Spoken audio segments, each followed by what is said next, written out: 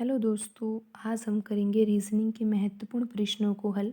दोस्तों, इन प्रश्नों के अभ्यास के माध्यम से आप अपनी किसी भी परीक्षा की तैयारी को बेहतर कर सकते हो। आइए दोस्तों शुरू करते हैं आज का पहला प्रश्न। दोस्तों, यहाँ पर प्रश्न में दिया गया है 0, 4, 18, 48 और दोस्तों प्रश्न चिन्ह है और यहाँ पर लिखा हुआ है 180। और दोस्तों हमें यहाँ पर ये पता लगाना है कि प्रश्न चिन्ह के स्थान पर दिए गए जो ऑप्शन हैं उनमें से कौन सी संख्या यहाँ पर आएगी।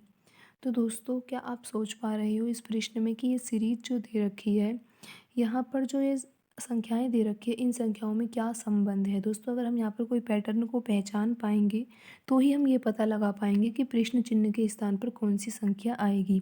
तो दोस्तों, पहले आप स्वयं इस सवाल को हल करके देखिए, उसके बाद वीडियो में सॉल्यूशन को भी देखिए, क्योंकि दोस्तों हो सकता है कि आप अलग पैटर्न से सवाल को हल करो और हमारा जो पैटर्न हो वो अलग हो। तो दोस्तों, रीजनिंग में तो यही है कि आप ज़्यादा से ज़्यादा पैटर्न को जानो कि जो सवाल परीक्षा में पूछे जाते हैं उनमें कौन कौन से पैटर्न से सवाल पूछे जाते हैं। अगर दोस्तों आप ज़्यादा से ज़्यादा पैटर्न जानते हो और जानने के लिए कोशिश कर रहे हो तो दोस्तों फिर आपसे परीक्षा में भी आसानी से प्रश्न हल हो जाएंगे। और अगर आपका अभ्यास ही नहीं होगा रीजनिंग में, आप पैटर्नों को ही नहीं जान पाओगे, तो फिर दोस्तों परीक्षा में ऐसे प्रश्नों में बहुत समय लगता है और फिर वो समय जो होता है बाकी प्रश्नों में हम नहीं दे पाते और फिर वहीं कहीं ना कहीं हमारा स्कोर जो होता है वो कम रह जाता है।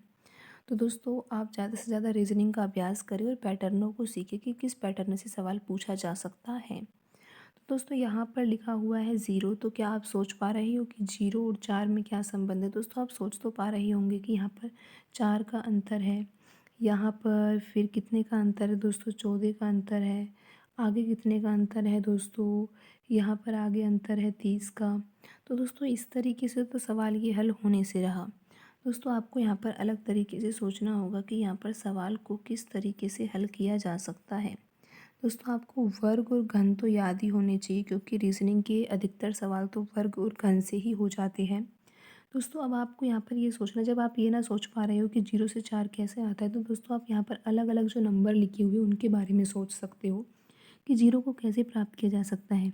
दोस्तों, 0 को प्राप्त किया जा सकता है यदि हम यहाँ पर 1 का वर्ग कर दें और 1 के वर्ग में 0 का गुणा कर दें। बिल्कुल दोस्तों, 1 का वर्ग 1 होता है और फिर 0 का गुणा करेंगे तो 0 ही आंसर आएगा। लेकिन दोस्तों 4 को कैसे प्राप्त किया जा सकता है। दोस्तों, 4 को भी इसी तरीके से प्राप्त किया जा सकता है, लेकिन आपको क्या करना होगा, यहाँ पर आपने 1 का वर्ग किया है तो आपको आगे 4 को प्राप्त करने के लिए आपको 2 का वर्ग करना होगा।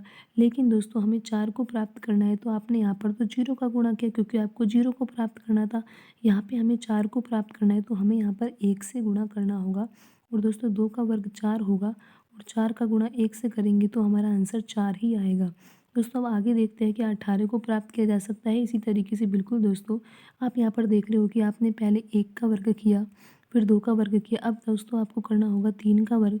और दोस्तों 3 का वर्ग तो 9 होता है, लेकिन यहाँ पर हमें 18 चाहिए, तो दोस्तों आपको यहाँ पर 2 से गुणा करना होगा। दोस्तों, अब तो आप सीरीज़ समझ ही गए होंगे कि यहाँ पर पहले 1 का वर्ग, फिर 2 का वर्ग, फिर 3 का वर्ग, और यहाँ पर ये संख्या भी बढ़ती जा रही है, पहले 0 फिर 1 और फिर 2।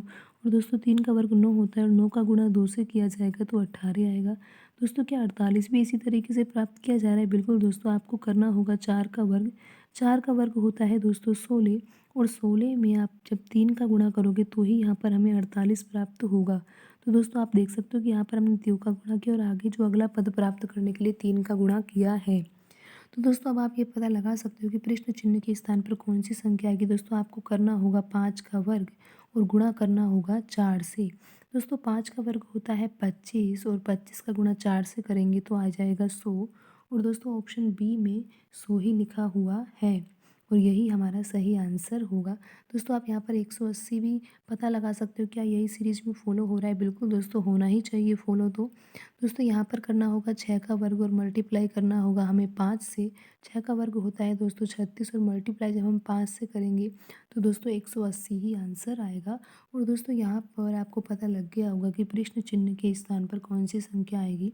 दोस्तों, प्रश्न चिन्ह के स्थान पर 100 आएगा और ऑप्शन बी में 100 ही लिखा हुआ है। तो दोस्तों आज की वीडियो में इतना ही। दोस्तों, अगर आपको हमारी वीडियो पसंद आती है तो आप वीडियो को लाइक करें, चैनल को सब्सक्राइब करें, और धन्यवाद दोस्तों।